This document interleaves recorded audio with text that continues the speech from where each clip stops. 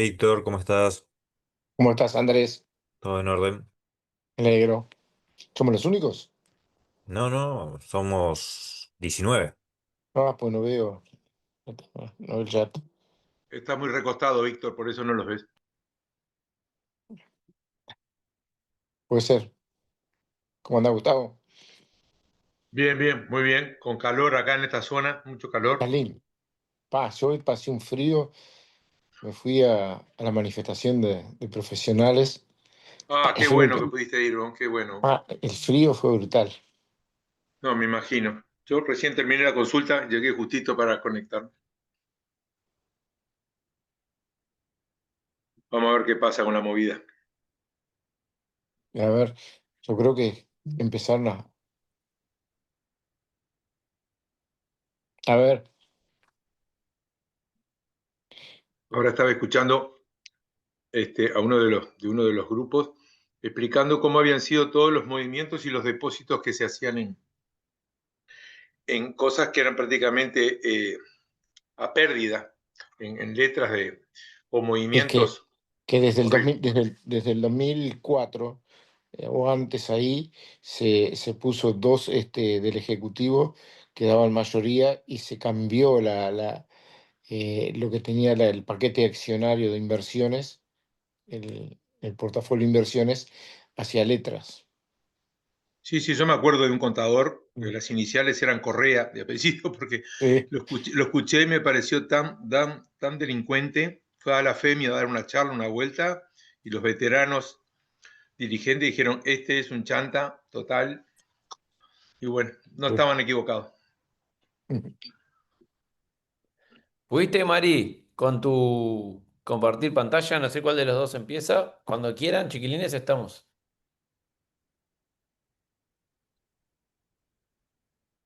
Dime, Mariana.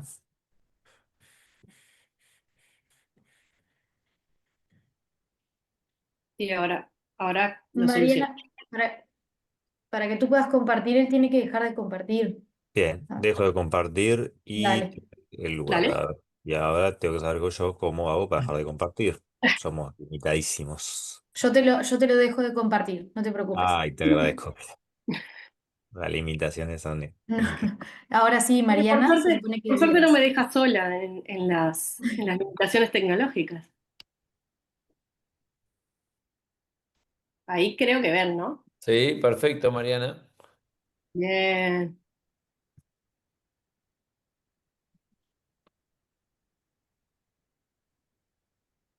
¿Me confirman? Ahí estoy. Sí, muy bien. Te escuchamos entonces. Bueno, primero que nada, muchas gracias por la invitación y por los minutos que tuvieron que esperar. Bueno, un poco la idea es poder traer un poco la ginecología, lo que es la patología mamaria, que en un montón de cosas estamos súper, súper vinculados. Y bueno, un poco ver el tema de la anticoncepción y cómo impacta en la patología mamaria.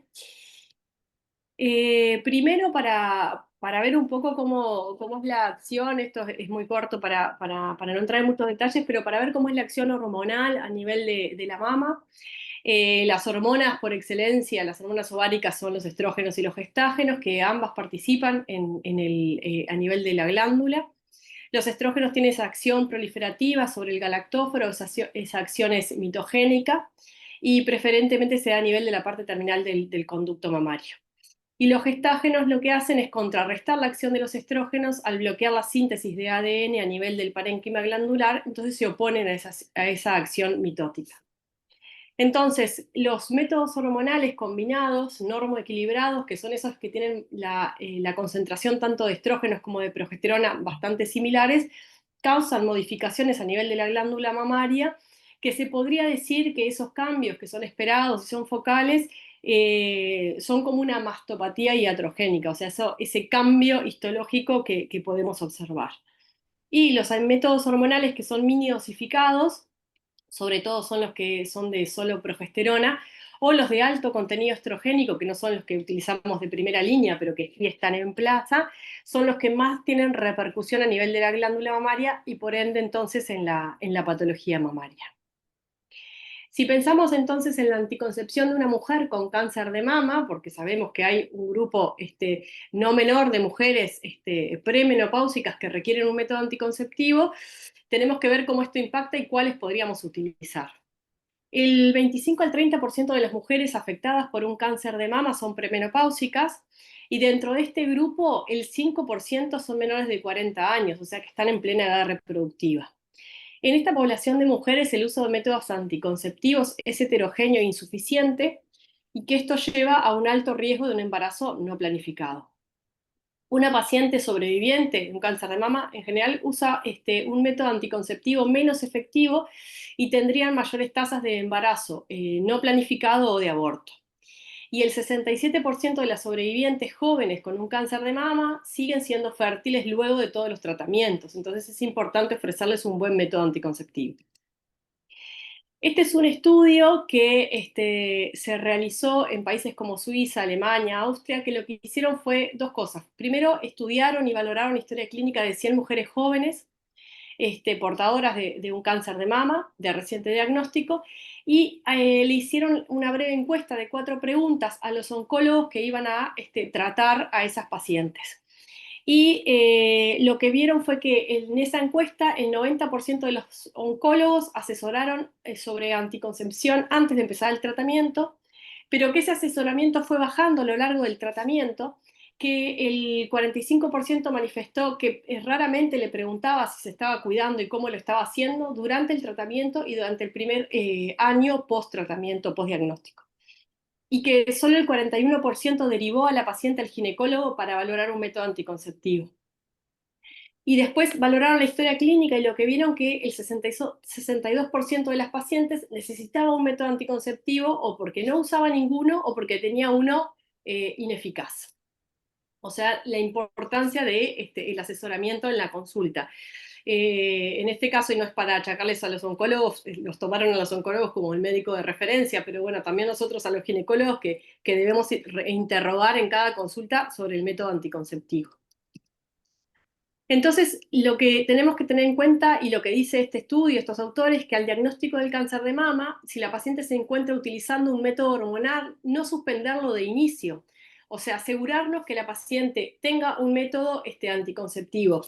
Quizás nos dé un poco de miedo al principio, pero pensar como que es más riesgoso que la mujer se embarace en el proceso del diagnóstico y el inicio de los tratamientos a que utilice ese método hormonal por un corto periodo.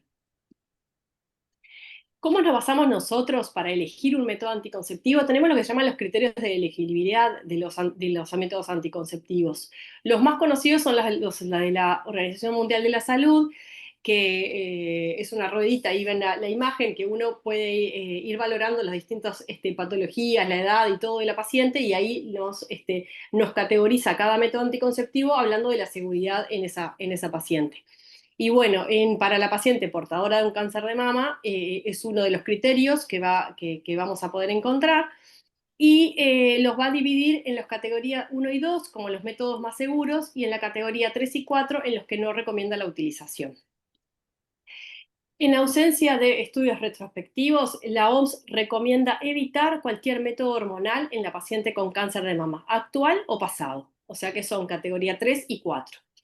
¿Qué opciones anticonceptivas se le puede recomendar a esta paciente? Los métodos no hormonales como puede ser el preservativo, método barrera, el diafragma, que los ginecólogos en general no lo recomendamos mucho por su baja efectividad, pero bueno, en este grupo de pacientes podría ser una opción, el DIU inerte o de cobre o los métodos quirúrgicos. Los de primera elección van a ser los métodos quirúrgicos, si la paciente lo desea, por supuesto, como la ligadura tubaria o la vasectomía, y el DIU de cobre porque son los que tienen mayor eficacia respecto a los otros, sobre todo al método barrera.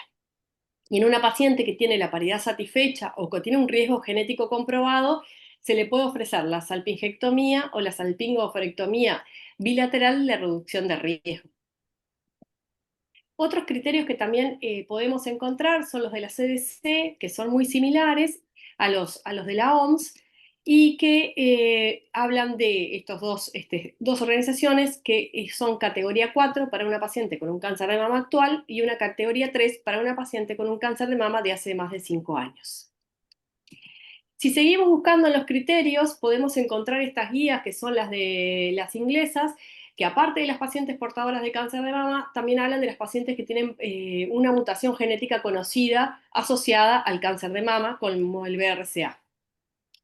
Y en estos criterios ellos lo que nos plantean es que en estas pacientes con una mutación comprobada habría que diferir o buscar un método diferente al anticonceptivo hormonal combinado, o sea, el que tiene estrógenos y progesterona, aunque no hubieran desarrollado el cáncer. Ellos le ponen un poco más de riesgo a esta paciente el uso de un método combinado y le dan una categoría 3.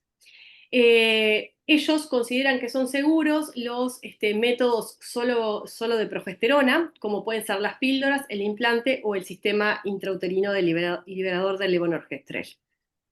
Esto amplía un poco o nos empieza a separar más esas poblaciones de riesgo.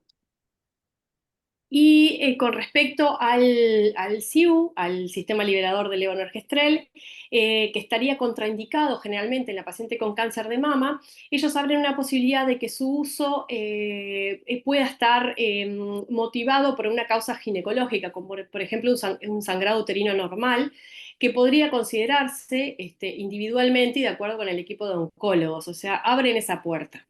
Después vamos a ver que no hay muchos estudios en cuanto a los métodos hormonales, pero bueno, por suerte hay muchos que están llevándose a cabo para ver qué resultados nos arrojan. Y en cuanto a la anticoncepción de emergencia, también es una de las pocas guías que la nombra, que lo ubica como categoría 2 porque ahí pone el riesgo y el beneficio de un embarazo no deseado durante el tratamiento. Y después tenemos estas guías, que es la Sociedad de Planificación Familiar, que sugieren que el DIU de cobre es la primera línea en anticoncepción en la mujer con un cáncer de mama. Después también hablan del SIU con levonorgestrel en la paciente que está tratada con tamoxifeno, que podría ser beneficioso a nivel endometrial, pero todavía refieren que faltan estudios y eso es real. Y también llaman, o sea, agregan a esta población las pacientes con antecedentes de irradiación torácica, que es un grupo también de mayor riesgo para cáncer de mama, pero lo que refieren es que falta evidencia en cuanto a los anticonceptivos hormonales combinados. Hace mucho tiempo que se discute para muchas patologías, no solo para la mamaria, qué riesgo generan los anticonceptivos solo con progestágenos, porque se creen que son métodos con menor riesgo para algunas patologías como las trombofilias, por ejemplo, está demostrado que sí, que son de menor riesgo, pero para la patología mamaria y sobre todo para el cáncer de mama están como que en estudio. Nosotros en Uruguay no contamos con todos estos métodos anticonceptivos. Sobre todo los inyectables no hay en Uruguay, ni el mensual ni el de depósito. Sí tenemos los implantes o las píldoras solo de progesterona. No queda claro, faltan estudios, eso es un poco lo que les quería mostrar con esta diapositiva, que prometen ser más seguros que los combinados, pero la evidencia todavía no es concluyente. ¿Qué pasa con el sistema uterino liberador del levonorgestrel? Es el que en principio sería más seguro de todos porque es el que tendría menor dosis sistémica de hormona de levonorgestrel. Este es un anticonceptivo de larga duración que aparte de tener los beneficios de evitar un embarazo no deseado, tiene el beneficio de la prevención de la patología endometrial. Tenemos dos presentaciones, una que es que tiene una composición de 52 miligramos de levonorgestrel, que tiene una liberación inicial de 20 microgramos, que va disminuyendo a lo largo del tiempo, una duración de 5 años a 6 comprobada. Después está la presentación que contiene 19,5 miligramos de levonorgestrel y se calcula que la concentración plasmática en premenopáusica es entre 150 y 200 picogramos mililitros, ¿no? Son dosis realmente bajas. ¿Qué efecto tiene estas dosis bajas de levonorgestrel? Bueno, acá hay un estudio que lo que valoró es cómo impacta en el riesgo a cáncer de mama. O sea, el uso del sistema liberador del levonorgestrel aumenta el riesgo para el cáncer de mama. Este es un metaanálisis asiático que lo que valoró fue estudios que fueron publicados entre enero del 2005 hasta noviembre del 2022. Y lo que tiene es seleccionaron 12 estudios con un total de 261.000 pacientes, entonces es un N muy importante. Y ellos en este estudio, valorándolo, no encontraron que haya una relación entre el uso de este DIU y el cáncer de mama, o sea, no aumentaría el riesgo de su uso. ¿Y qué pasa en las pacientes que sí tienen un cáncer de mama? Esto está menos estudiado todavía. Lo que se encuentra en la literatura es este estudio que es multicéntrico, retrospectivo y análisis de cohorte, que lo que quiso hacer es evaluar la tasa de recurrencia de cáncer de mama en pacientes que usaban el DIU con levonorgestrel. ¿Cuál es la debilidad de este estudio? Que tiene un tamaño menstrual pequeño. Ya usar el DIU en la portadora de cáncer de mama es controversial. Imagínense que poder tener un N mayor es muy difícil. Los resultados mostró que la tasa de recurrencia para el cáncer de mama fue de 21% en el grupo que utilizaba el DIU y de 16,6% en las no usuarias de DIU. O sea que no se observó una diferencia significativa en la recurrencia de cáncer de mama en las portadoras del DIU. Entonces concluyen que en una paciente ya tratada por cáncer de mama podría considerarse colocar el DIU sin aumentar la recurrencia. Pero si se realiza el diagnóstico durante el uso del DIU, podría sí aumentar la recurrencia. O sea que tendremos que valorar la paciente que ya fue tratada, en ella sí se podría utilizar con un poco más de seguridad que en aquella que diagnosticamos y es portadora del DIU. Hoy por hoy, en estas pacientes que se hace diagnóstico de cáncer de mama con un CIU de levonorgestrel, la recomendación es retirarlo. Entonces, bueno, sigue siendo controversial el uso. ¿Y cuáles serían las interrogantes hoy? Bueno, es lo mismo una usuaria con el DIU que desarrolla el cáncer que la paciente que se lo coloca ya después de haberse tratado. Si esta baja dosis de levonorgestrel circulante es suficiente para tener un efecto negativo sobre la mama, porque son realmente de dosis bajas, pero eso no está claro si tiene efecto.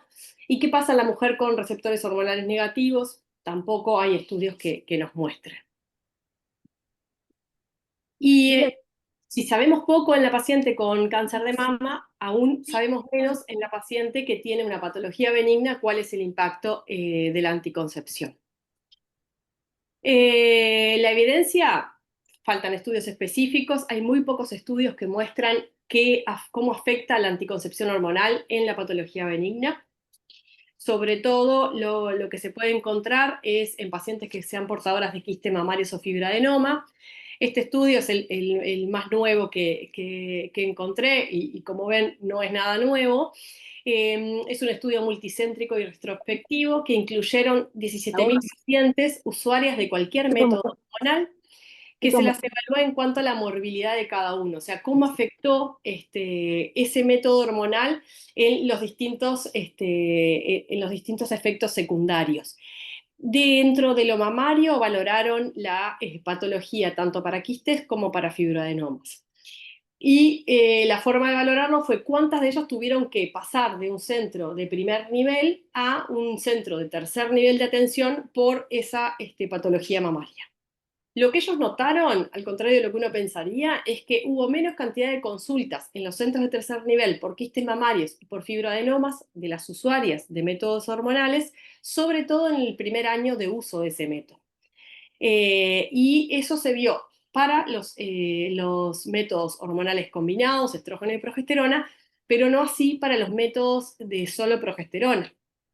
Sabemos que este tipo de métodos, sobre todo la píldora de solo progesterona, es una de las causales de mastalgias, de causa sobre todo hormonal, y que eso motiva en numerosas oportunidades la consulta en los centros de salud. La conclusión que ellos realizan es que en realidad no habría un efecto del método hormonal combinado sobre la patología mamaria benigna. Y como para finalizar, la anticoncepción debe ser siempre una prioridad en la consulta oncológica y los métodos hormonales hoy por hoy están contraindicados en una paciente portadora de un cáncer de mama. La que sí se podría utilizar porque los beneficios superan los riesgos son los anticonceptivos de emergencia, que para que sepan, los anticonceptivos de emergencia son también hormonales combinados. Hay también de solo progesterona, pero hoy por hoy se pueden utilizar cualquiera de los dos, son de categoría 2. Se abre una puerta para el uso de métodos hormonales de solo progestágenos. De todas formas, falta evidencia para poder indicarlos con seguridad. Y no existe evidencia suficiente para relacionar el uso de métodos hormonales con la aparición o la complicación de la patología mamaria benigna. Bueno, eso es un poco lo que les quería contar. Tengo la característica de hablar muy rápido, así que cualquier cosa Muy me bien, muchas gracias, Mari. No, la verdad que muy bueno, muy claro. Quizás dejamos las preguntas para después que hable Andrés, así redondeamos todo al final. perfecto. Le damos paso entonces al doctor Andrés Conde. Bueno, perfecto. Siempre venir luego la doctora Araujo es un verdadero desafío por sus presentaciones y la calidad que tienen. Pero ahí yo ya estoy compartiendo pantalla. Si me pueden confirmar que es así, que está todo en orden. Sí, Sí, perfecto, perfecto. se ve bien. Perfecto. Bueno, muy bien. Con respecto a la presentación que voy a realizar yo, es en base al tamoxifeno y la ecografía transvaginal. La idea es desenmarañar un poco por qué parece que estas dos palabras tienen que ir juntas en el tratamiento oncológico sistémico en el cáncer de mama. Esto se puede resolver con una búsqueda en Google en donde yo pongo si requiero hacer ecografía transvaginal de control para pacientes con tamoxifeno y me va a decir que no. Punto. Se acabó. Lo dicen así las guías y no hay ningún misterio.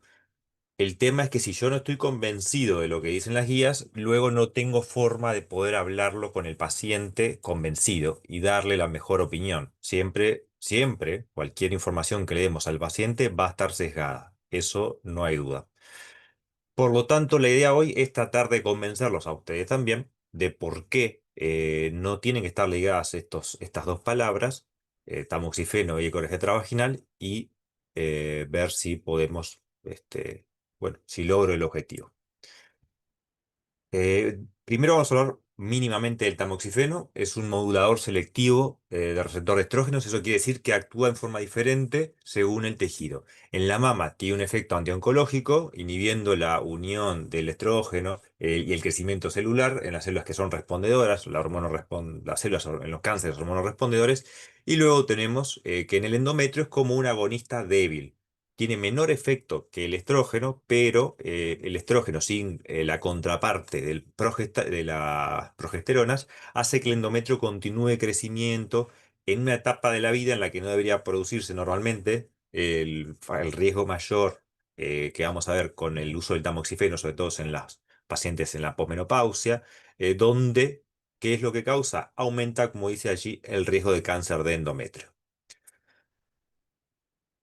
Esta situación llevó a la realización de varios estudios, eh, una revisión sistemática que ahí está para poder localizarla, del grupo Cochrane, encontró que el tamoxifeno está relacionado al cáncer de endometrio. Eso es lo primero. Pero después aparecen las palabras más importantes, que es que duplica el riesgo de cáncer de endometrio 1 o 2 años de tratamiento con tamoxifeno y se cuadruplica al menos con 5 años. Siempre esas palabras son de textos amarillistas, porque en realidad hay que saber de qué riesgo partimos para poder entender a qué riesgo nos estamos enfrentando.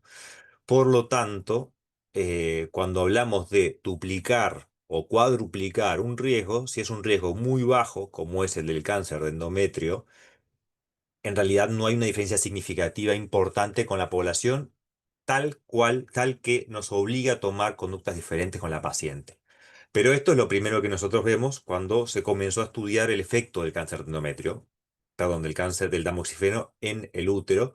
Y quiero que se den con esta imagen que está a la derecha, que lo que muestra es vagamente una lesión de endometrio que se va a convertir en cáncer. Eso que ven ahí es sangre. Y eso quiero que quede guardado en algún sector del cerebro en la noche de hoy, porque lo vamos a volver a buscar más adelante.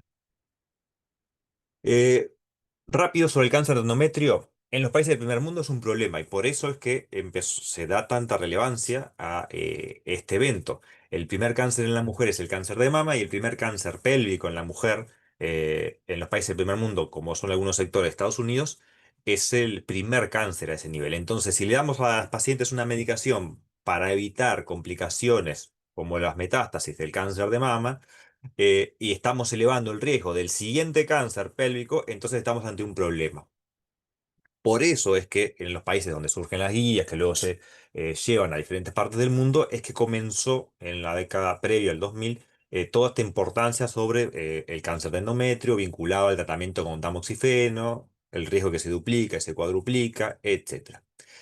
Pero hay que tener ciertas salvedades, como dice en el texto, el cáncer de endometrio es diferente al cáncer de mama y uno tiende siempre a pensar, como cuando maneja cáncer de mama, que todos los cánceres se comportan igual. El cáncer de endometrio tiene un diagnóstico que es precoz, tiene un diagnóstico que por su precocidad con un tratamiento quirúrgico únicamente es suficiente, no requiere radioterapia u tratamientos oncológicos y se diagnostica en forma temprana. Tan es así que lo que mata a la paciente con cáncer de endometrio es las patologías metabólicas que están vinculadas, como es la obesidad, lleva a la hipertensión y el riesgo cardiovascular. Eso es lo que mata a una mujer con cáncer de endometrio y no el cáncer de endometrio en sí por la precocidad.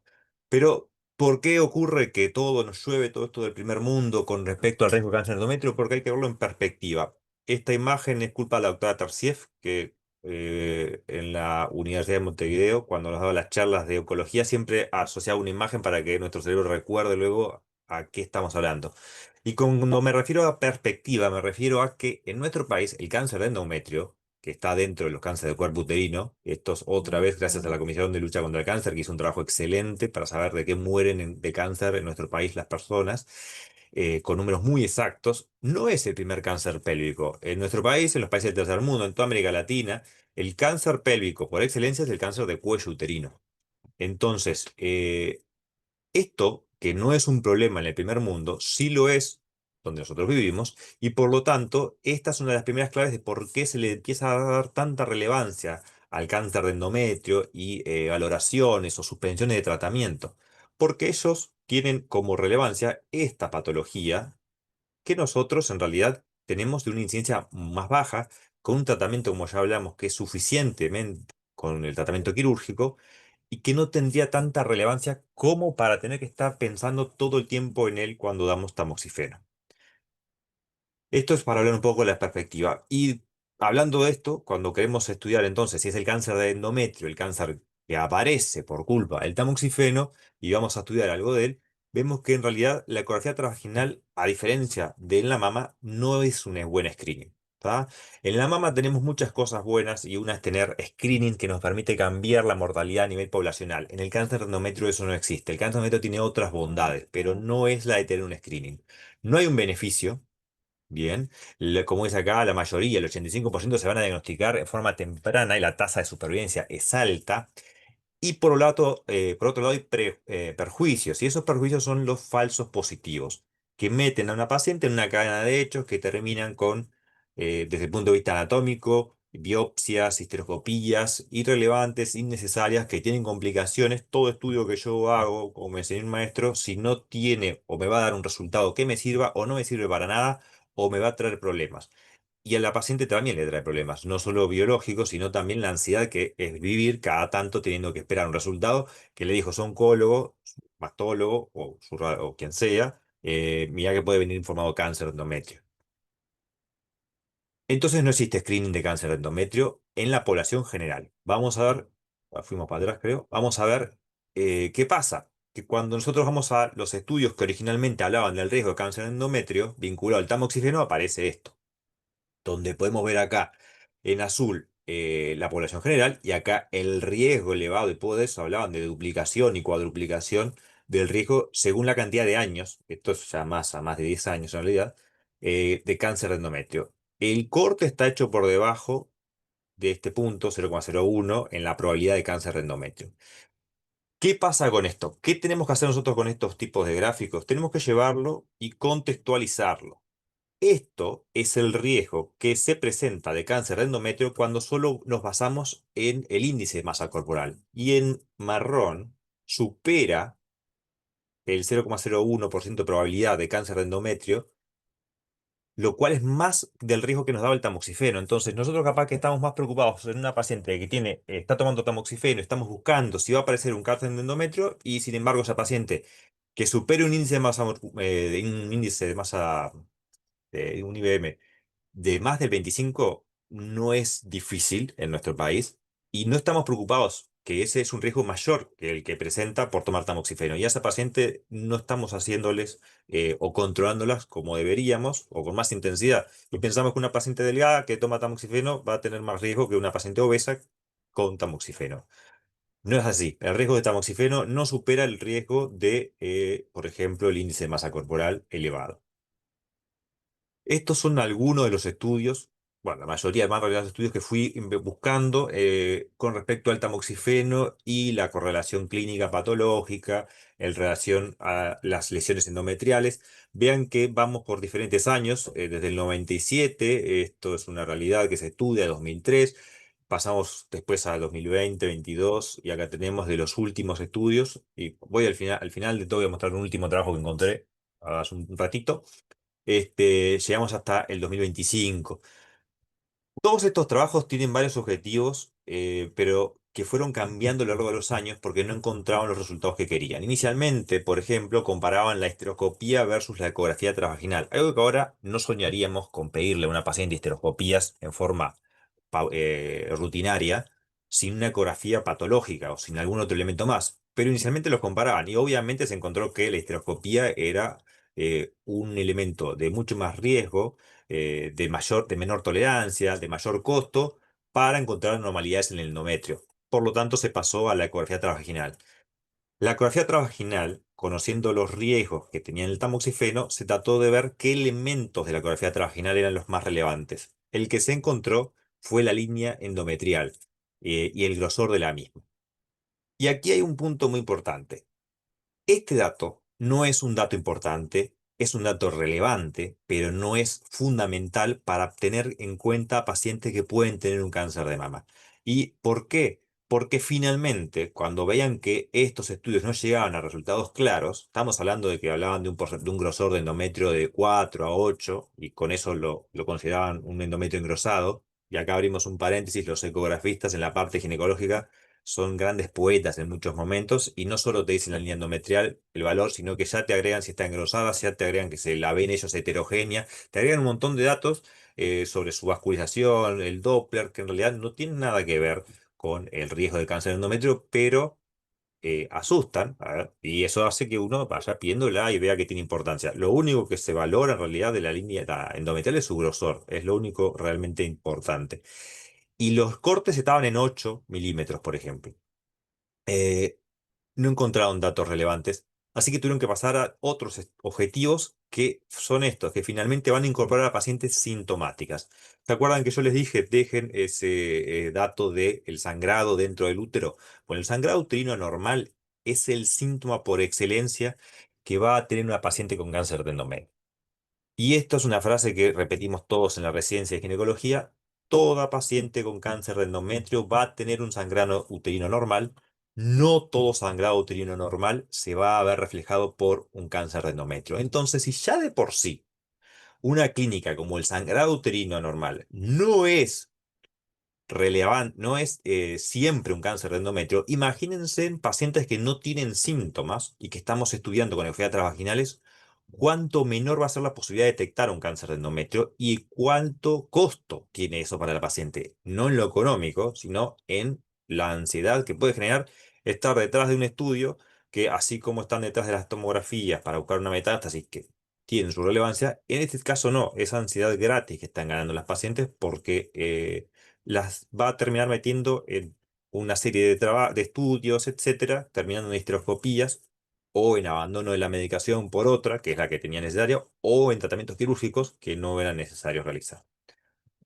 ¿Qué resultados fueron dando estos trabajos que les presenté? Bueno, primero que el riesgo acumulado de cáncer de endometrio durante 5 años fue 1,6% y la mortalidad 0,2. ¿Se acuerdan del duplicado, del cuadruplicado? Bueno, eso no tiene relevancia cuando hablamos de una enfermedad que tiene una baja incidencia. Entonces, la mortalidad en realidad por el uso del tamoxifeno aumenta en un 0,2% solo por cáncer de endometrio y el riesgo en sí aumenta en 1,6% cuando el riesgo acumulado durante 5 años, que es mientras se utiliza. O sea, al dejar de utilizarlo, disminuye nuevamente el grosor del endometrio y el efecto desaparece. Em, la ecografía transvaginal puede presentar una alternativa mínimamente invasiva, eso fue un elemento a favor. ¿Cuál es el problema? Que los resultados son falsos positivos y falsos negativos son muy elevados y son más elevados en el tamoxifeno, con el uso del tamoxifeno. Y a ver si puedo explicarlo de esta manera. Una mujer de 70 años con una línea endometrial de 9 o 10 milímetros es un problema, porque no debería haber nada que estimule ese endometrio. Esa paciente, aunque no sangre, va a merecer sí una esteroscopía, por ejemplo. Pero sin embargo, y eso hecho al azar, no hay ningún screening al respecto y probablemente no encuentre nada, pero sí merece más estudiarlo. Sin embargo, una paciente de 70 años que tenga una línea endometrial de 8 milímetros y que esté tomando tamoxifeno, y sí, eso es lo esperable, porque la hiperplasia, que es el evento más importante que vamos a encontrar en realidad, se va a dar por autoalimentación, una sinergia continua que tiene el endometrio sobre sí mismo, que se dispara y que la produce a pesar de que no haya una exposición a estrógenos. Pero acá hay una exposición a estrógenos que es el tamoxifeno, como un estrógeno débil, actuando como un estrógeno débil en realidad.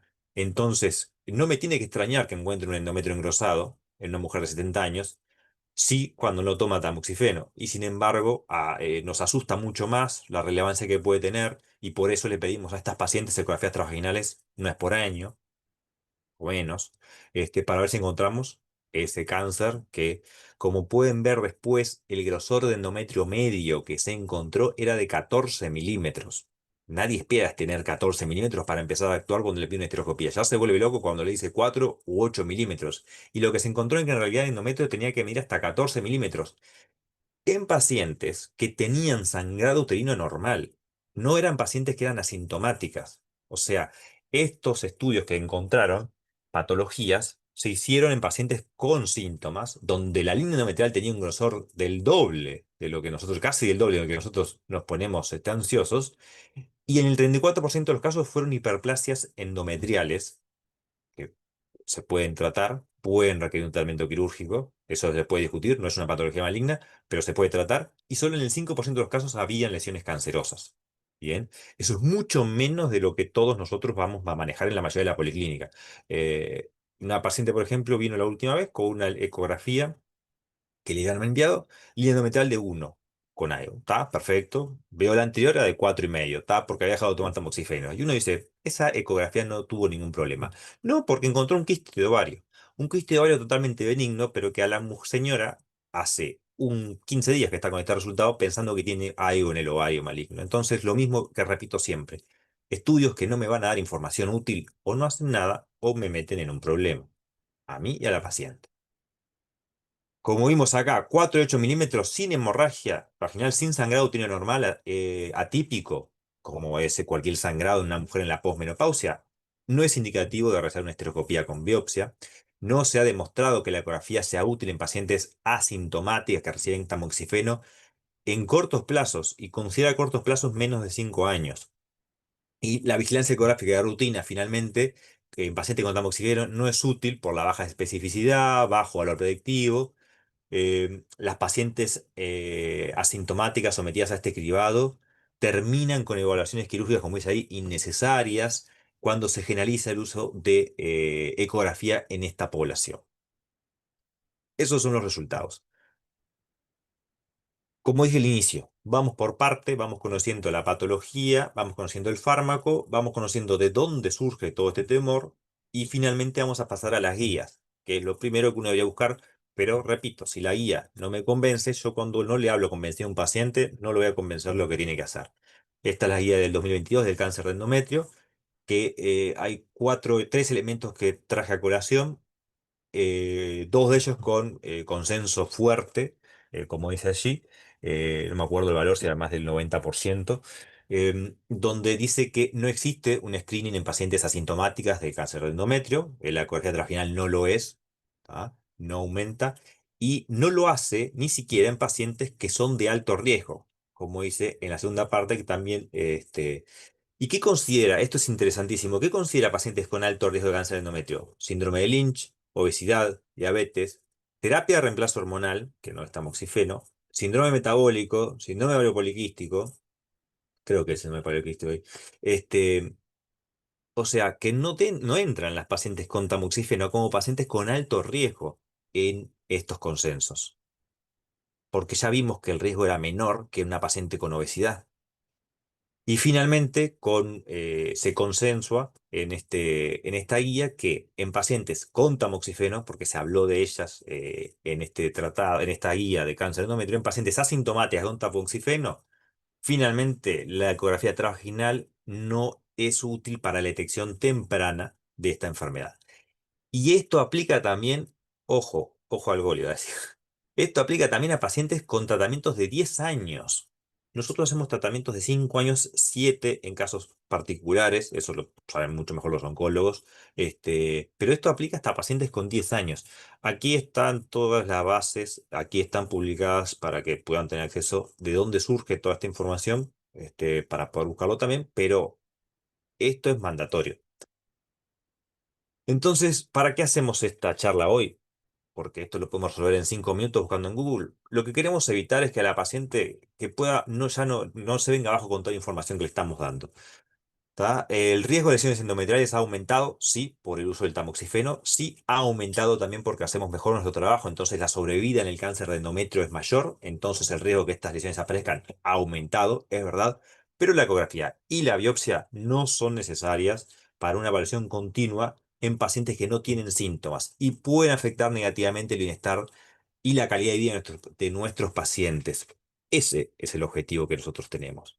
El tratamiento del cáncer uno parece que es lo primario, pero es la parte secundaria. Uno quiere mejorar la calidad de vida. Si lo hacemos tratando el cáncer de mama, perfecto. Ahora, si después le voy a decir a la paciente, ojo, te puedes tener un cáncer de endometrio por esta medicación que te está evitando otros problemas, se nos viene abajo como la señora que está en la foto.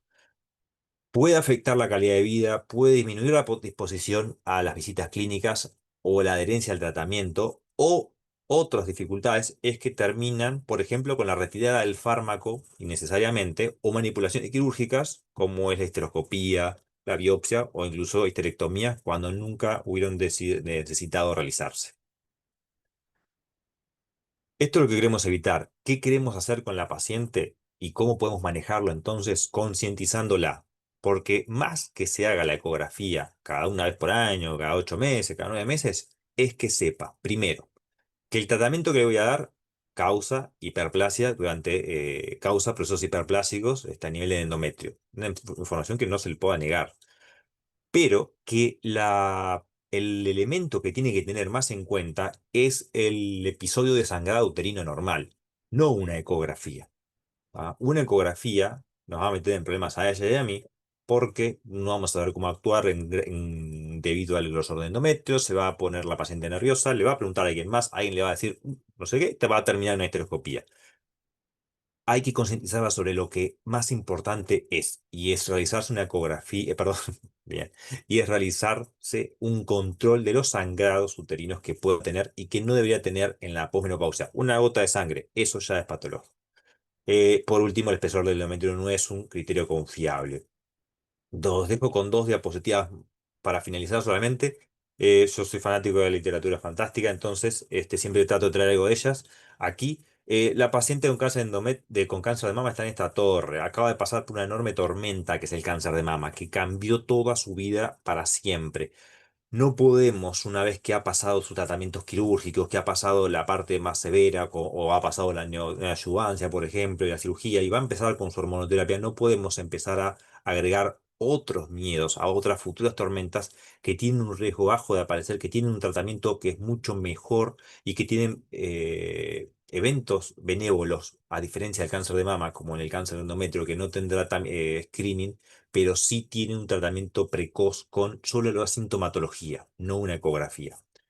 No, Y no quiero terminar acá la presentación porque cuando terminamos la primera parte de la charla que tuvimos hoy, me puse a hacer una maldad que es buscar a ver si aparecía algo más de cáncer de endometrio, a ver si había aparecido algo. Y en media hora encuentro que la FASGO este año, en junio de este año, sacó cambios de endometrioma en pacientes con cáncer de endometrio tratadas. Y yo digo, no puede ser, que voy a dar una charla hoy y en junio de este año hacen este estudio. Solo lo traigo acá para concientizar con respecto a algo, porque poco importa en realidad este trabajo, sino algunos datos que están aquí al final y ver si estamos por acá. Acá. Cuando yo hablo de concientizar al paciente sobre sobre el sangrado uterino normal, no hablo solo del paciente, también del médico.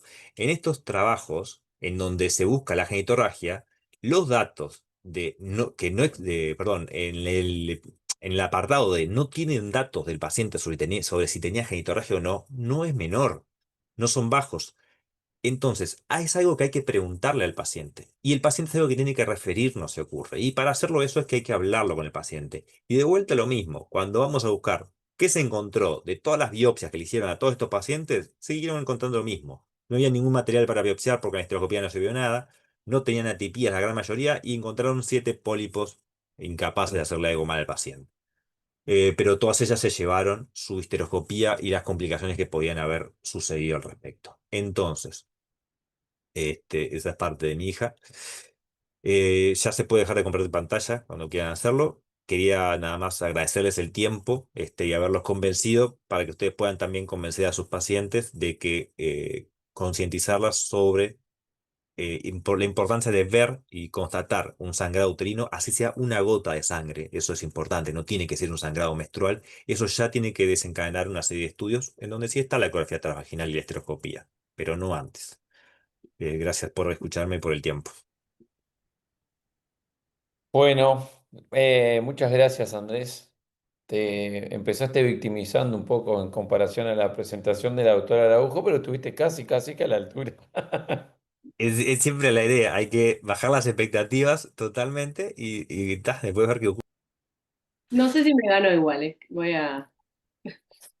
Bueno, en primer lugar les quiero agradecer y felicitar porque creo que es un tema que siempre vale la pena repasar, que tratamos a diario y muchas veces no es que no sepamos, pero olvidamos un poco el manejo o todas las implicancias.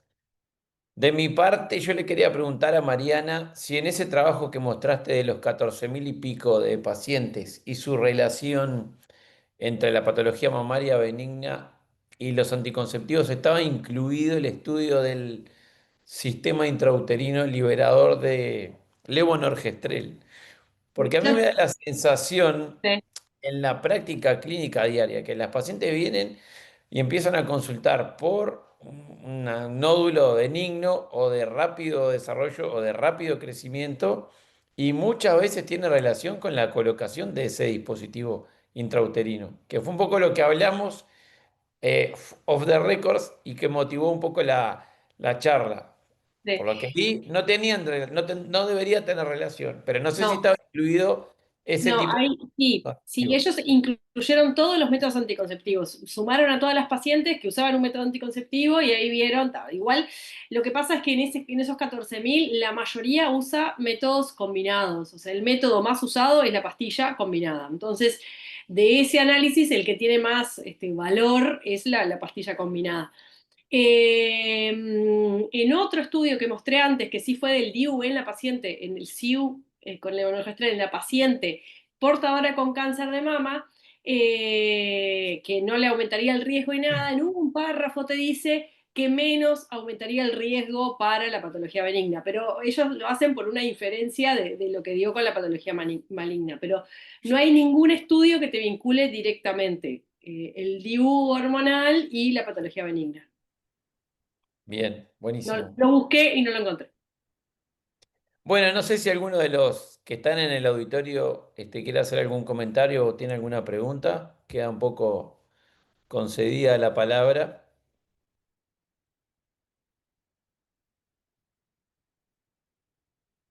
¿Alguno de los ginecólogos o de los oncólogos que están? ¿O de los psicólogos médicos? Yo quería preguntarles, a ver, espectacular la presentación, ¿Cómo andan? Sobre algunos signos ecográficos que deberían de preocuparnos cuando vemos en una paciente más allá del endometrio engrosado, si además tiene algún factor de riesgo, que digamos que entiendo que no tenemos que pensar en como en ese camino que es el de ir a buscar el cáncer de endometrio, pero sí algunos signos que quizás digo, bueno, está acá, estaría bueno indicarle la histeroscopía, más allá de el engrosamiento, que quizás ni siquiera tenga un engrosamiento muy grande. Bien. ¿Qué pasa al respecto? Si no la mayoría, todos los estudios solo se basaron en la línea endometrial. No contaron, no tomaron otro caso más. ¿Por qué? Porque la línea endometrial era fácilmente legible, digamos, medible, y podían entonces utilizar metaanálisis con un dato que era bastante confiable. Porque yo eso que lo dije como un chiste y lo dejé pasar, pasa frecuentemente. Existen una enormidad de descripciones de cosas que ven dentro del útero que yo, cuando sobre todo estaba más dedicado a la parte ginecológica, veía, y no solo ahí, sino en obstetricia, donde informan en el fondo uterino se ve un aumento, se ve una imagen de un pólipo que luego lo resecan y es un pólipo de 1 centímetro que no le hacía nunca, se enteró la paciente ni se iba a enterar que lo tenía. Entonces, en realidad, no hay, y bueno, y después cuando hablan de la línea endometrial, heterogénea, con elementos, todo eso que vamos a ver va a ser como en mamografía. Cuando nosotros tengamos una mamografía que nos muestre un nódulo espiculado de 2 centímetros con retracción de piel, que ve retracción o compromiso de la dermis, cuando la vayamos a examinar a esa paciente, nunca se nos va a pasar eso en el examen. Eh, no hay un signo que uno diga, bueno, si yo en la mamografía puedo ver algo que... No, si yo la examiné, no puedo esperar que aparezca eso en la mamografía luego, porque entonces la examiné en forma incorrecta. De mismo modo, si la paciente no tiene un sangrado uterino normal, no puede aparecer con una línea endometrial de 14 con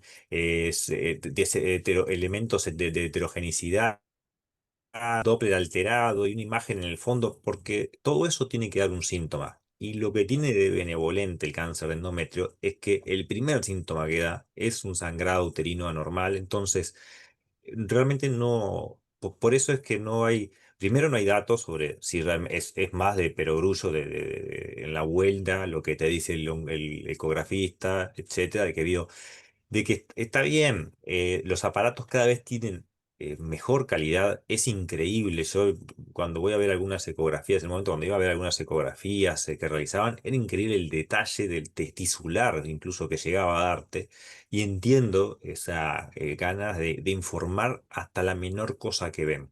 Pero sí. Lo mismo que si nos hacemos todos una resonancia acá, no un número bajo va a tener cosas raras que nunca supo que las tenía porque no dan síntomas y no tienen ningún significado. Lo mismo pasa con la ecografía. Yo abogo porque en realidad no habría que pedirle ninguna ecografía a una paciente que está tomando tamoxifeno, pero sí repetirle en cada consulta. ¿Vio una gota de sangre en la ropa interior? Sobre todo en las pacientes posmenopáusicas. En las premenopáusicas hay que ser un poco más estricto porque el sangrado uterino normal puede ser difícil de valorar si sigue menstruando, por ejemplo. Entonces ahí sí entiendo que la clínica puede ser más dificultosa porque la paciente no es muy clara en su diagnóstico, perdón, en su valoración. Pero ahí es bajo el riesgo, todavía más bajo porque no es la edad en la que aparece con frecuencia. Pero en la posmenopausia vale más centrarse en que la paciente no te diga de repente, ah, sí, hace como 1 año y medio que empecé con una manchita en la ropa interior cada tanto. Ese es el problema, que es lo que encontraba yo en el último dato, que dije, ahora aparece un informe en junio que dice que está todo bien pedido ecografía y para qué es la presentación. Y lo que se veía era que la mayoría, casi la mitad de las veces, no tenían registrado si la paciente había tenido genitorragia o no. Y a veces no es algo que preguntemos porque no tenemos la relevancia o nos olvidamos de que puede existir algo más. Este, y es importante estas instancias para volver a darle la relevancia que tiene la clínica, que, como dice el dicho, es soberana cuando la realizan soberanos clínicos también, ¿no? Pero la clínica manda acá. Entonces, es preferible perder el tiempo, gastar el tiempo más bien, en hablar con la paciente sobre y repetirle sangrados, ha tenido un sangrado, sangrado, sangrado, si tiene un sangrado, consulta inmediatamente a ver una ecografía, porque sí, en la ecografía pueden aparecer imágenes o lesiones y que nos van a poner, como digo yo, en un aprieto. Si la paciente no tiene ningún síntoma, voy a terminar pidiéndole una histeroscopía. Puedo encontrar un cáncer y voy a tener que tener mucha suerte para que eso ocurra, porque ya vimos que el riesgo elevado es 1,6% de la población. En las pacientes que eran sintomáticas es que se encontraba algo más, entonces tendría que ser muy al azar, como nos ocurre a veces en las clínicas, esa paciente que nunca hace una mamografía y se hace una y encuentra una lesión de 1 centímetro. Increíble, le tocó el 5 de oro.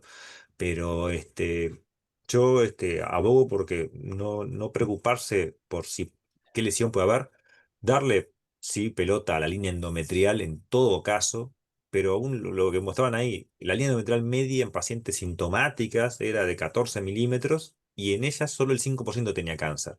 La mayoría era nada y lo más que se encontraban hiperplasias. Así que no le daría relevancia a todo lo que puede informar una ecografía, que es mucho porque cada vez los aparatos son de mejor tecnología, pero eso no se acompaña de cambios en la conducta que deberíamos tener. Espero haber resuelto la respuesta, la pregunta. Perfecto, gracias. Víctor, Ya que estoy, los puedo laxantes tener están una consulta. preguntones Ah, hoy. perdón. Ahora que le toca a tu padre, respetar la Dale, edad de las dale. canas. Si el señor presidente me otorga la palabra Pero cómo este, no, y me asiste en la misma, sí, bueno, haga uso de la herramienta. felicitaciones en las presentaciones, como nos tienen acostumbrados, más que nada Andrés, el cual compartimos un lugar. Este, pero debo confesar que no me convenció. Capaz que estoy bastante viejo, porque digo, he apostado a la clínica y he apostado a creerle a los métodos que le pido. Porque yo entiendo que la ecografía y todas las ecografías son técnico dependientes, pero como dijo él, han mejorado los aparatos y si tengo una gente entrenada que hace las cosas bien, debo creerle cuando yo pido el método. Y una cosa que me llamó la atención ahí, que a lo último decía que eh, el tamoxifeno produce cáncer de endometrio. Si era bajo o alto, más que nada bajo, pero ¿cómo yo le aseguro a la paciente que va a seguir tomando tamoxifeno y que no va a pasar nada? ¿O tengo el mecanismo para controlarla y actuar en forma precoz en un diagnóstico y un tratamiento? Nada más que eso. Gracias. No, por favor. Eh, Todo hay que ponerlo en contexto. Si esa paciente, por ejemplo, tiene un índice de masa corporal mayor a 25, yo tendría que estar explicándole lo mismo. Usted tiene más, sería Setenta por incluso ciento del mayor el Uruguay. riesgo. Claro, claro. Pero sería mayor el riesgo incluso en ese caso. Por eso hay que, digo, tratar de contextualizarlo en lo que significa el riesgo. No hay que, obviamente, a la paciente hay que explicarle que esta medicación tiene un efecto, como lo tienen también los inhibidores de aromatasa a nivel óseo, por ejemplo, como, bueno, como lo tienen todos los quimioterápicos, como lo tiene la radioterapia. Pero eso, primero, por un lado tenemos que el beneficio es mejor, así que en ese caso estamos tranquilos de que el beneficio es mucho mayor. Y por otro lado, tenemos una ventaja que es, vuelvo a lo mismo, a la clínica. La ecografía transvaginal no es un estudio de screening. No nos va a decir antes de que aparezca el cáncer. No va a encontrar una lesión preinvasora. Si encuentra algo, va a encontrar un cáncer. ¿Y en qué paciente va a encontrar un cáncer? En el 90 y pico por ciento de las veces, en pacientes que tenían sangrados vaginales. Eran muy pocos los casos en pacientes donde no tenían sangrados vaginales y la ecografía encontraba un cáncer. En esas pacientes lo que hacen en realidad es meterla en una máquina de estudios que terminan con histeroscopías que terminan sin dar un resultado. Y a ver, si yo le hago a una paciente con una línea endometrial de 10 una histeroscopía, la histeroscopía no encuentra nada, a los 6 meses la paciente va a tener una línea endometrial de 10 de nuevo. Entonces, ¿qué valor tiene ahora esa línea endometrial que sigue siendo de 10 y que va a ser de 10, por ejemplo, durante todo el control? Porque yo ahora ya le hice una esteroscopía, ahora, bueno, dice de 11. Bueno, entonces le pido ahora la esteroscopía y paso por otra o dice 15. Me refiero a que este, por más que nos den información como la resonancia, que nos da cada vez más información y se discute, por ejemplo, el valor de la resonancia en cualquier preoperatorio de cáncer de mama, la importancia que puede tener, entiendo el hecho de discutir la ecografía como un evento para poder llegar antes, pero es que no llegamos antes. Lo que sí vamos a llegar antes es si la paciente comprende el consultar inmediatamente que tenga un sangrado en esa etapa. Yo no le voy a dar seguridad. Primero, no le voy a dar seguridad al paciente por pedirle una ecografía. Porque, repito, me tengo que sacar el 5 de oro prácticamente para encontrar un cáncer que puede ocurrir en alguna instancia, pero me tengo que sacar el 5 de oro para encontrar una lesión que ya es cáncer, este, y que no haya tenido sangrados, que es lo totalmente que en contra de cómo se comporta esta enfermedad. Entonces, lo que termino agregándole es ansiedad al paciente, porque la paciente primero sabe por qué se hace la ecografía. Yo le tengo que, como muchas veces pido un montón de estudios y le digo, mire que yo le pido todo esto porque estamos pensando que esto puede ser un cáncer. Entonces la paciente sabe por qué se hace la ecografía. Está esperando ella no tiene toda esta base de información que podemos manejar nosotros, pero ella está esperando que en la ecografía le digan que pueda tener un cáncer en la ecografía solo, aunque después tengamos que biopsiarla para tener un resultado más. Ella está esperando que la ecografía venga como lo hizo la mamografía, que no se lo confirmó, pero le dijo que tenía un cáncer directamente con un BRAF5, por ejemplo. En la línea va a encontrar, ella va a leer la ecografía, va a ver una línea endometrial engrosada y ya va a desencadenar un montón de eventos de ansiedad que no terminan de darnos nada, porque si no hay una sintomatología por detrás, es muy poco probable que vayamos a diagnosticar algo y sí más probable que terminemos con histeroscopías que no dan nada, o peor aún, con complicaciones como la infección, la perforación uterina, que aceptamos ese riesgo cuando una paciente sí está con sangrados, pero es inaceptable cuando lo hacemos en una paciente asintomática, que nos llevó todo un ecografista, que como bien dijiste, Laxal, depende de la ecografía, del ecografista que la haga también. eh, pero estos datos están avalados por las propias guías que demuestran que a pesar de todo, de toda la información y de lo que ha avanzado, sobre todo en el 2022, lo que ha avanzado la ecografía a nivel mundial en la imagen, en lo que es el desarrollo de imagen, no termina siendo un método de screening y no, por lo tanto, entonces no vamos a diagnosticar antes una lesión de lo que sí nos va a dar la clínica. Y acá es completamente diferente el cáncer de mama. Acá cuando aparece la clínica no llegamos tarde, tenemos mucho tiempo para el tratamiento. A diferencia del de mama, que cuando se palpa el tumor es tarde. Y por eso el screening, aunque sea secundario, nos permite llegar antes de la clínica. Pero en el cáncer de endometrio, la clínica no es tarde. Llegamos temprano, se hace una cirugía, no va a requerir quimioterapia ni radioterapia en la inmensa mayoría de los casos y se va a morir por la obesidad, por su diabetes o por su cáncer de mama. No vamos a evitar que tenga un cáncer de endometrio por hacer ecografías. Eso va a ser así. Entonces, digo, por eso digo yo que la idea es primero convencernos nosotros y así lograremos convencer al paciente de lo que quiere hacer o de lo que podemos hacer. Pero los datos no nos llevan a pensar que mejores ecografías o mejores ecografistas diagnostiquen esta enfermedad antes de lo que lo haga la clínica. No sé si ahí está al menos Gracias. respondiendo. Bueno, Lucía, ¿vos tenías otra pregunta? Sí, para Mariana. No me Eh, abandones, Lu. Una para cada una. Está No, bien.